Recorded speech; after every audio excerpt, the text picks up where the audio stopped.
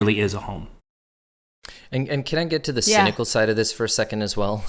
Because the other part of this is that as human beings, we all need, and we talked about this in season 1, we all need this thing we call symbolic capital, right? This currency, symbolic currency that we develop in order to gain power, prestige, status in our communities. How much status do I gain when a friend of mine comes home and he goes, "Oh, you designed that for accessibility?" I'm like, "Yeah." "Oh, do you have somebody who?" No. This is part of my value system.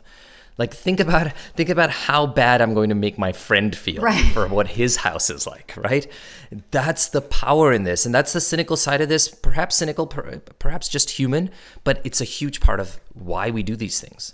And this is going to lead into, I think, some of the other territories, but also take into consideration that, 20 years ago, your house to the outside world was the exterior of the house.